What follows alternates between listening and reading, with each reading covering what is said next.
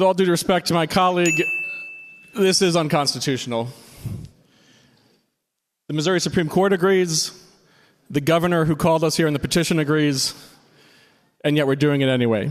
The governor's petition cites specifically Article 3, Section 45 as the power of the legislature to redistrict.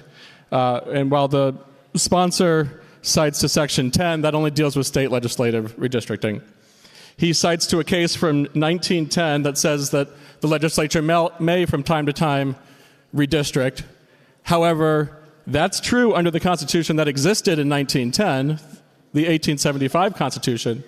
But under the 1945 Constitution, we removed that language. The fact that the Constitutional Convention in 1945 removed that language is evidence of its unconstitutionality here. But moreover, at the start of this regular session, there are 111 Republican members of this body.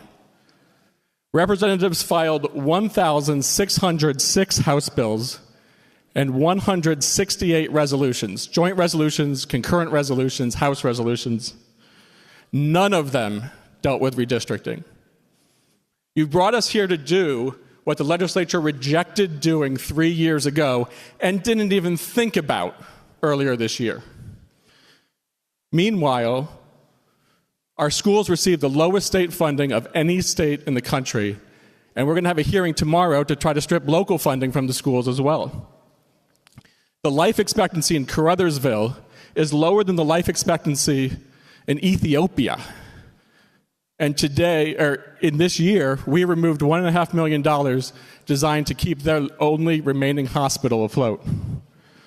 Utility rates for Missourians have gone up double digits this year, and we passed a bill to make it easier for them to go up in the future. The gap between the haves and the have-nots has never been wider.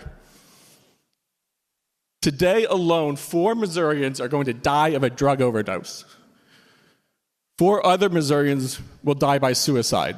3 will die on our highways. 26 will declare bankruptcy. 800 will be laid off or fired. 1 in 4 school districts can't afford to teach kids 5 days a year in Missouri.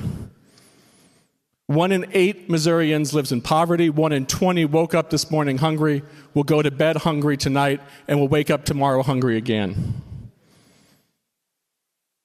Meanwhile, our farmers are dealing with unconstitutional tariffs. Our citizens are dealing with unconstitutional barriers to their health care.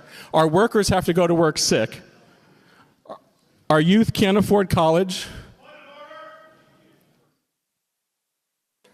Gentlemen, state your point of order. Sir, I'm not seeing where this is germane to the subject. Gentlemen, please keep your comments germane. Proceed. I will point out that this was sold as a Missouri First redistricting, and so I'm trying to talk about the priorities of Missouri. We wouldn't have to be here if the majority in Washington was doing what they were elected to do. They posit that there's a red America that benefits only from taking power from a blue America, and that there must then be a red Missouri that benefits only when it's at war with the blue Missouri.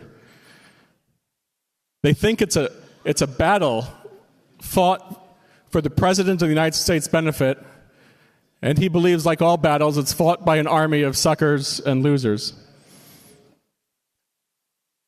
My question is, were you all terrible conservatives 3 years ago when you rejected this map? Or were you terrible conservatives earlier this year when you never even thought about this map? Or both?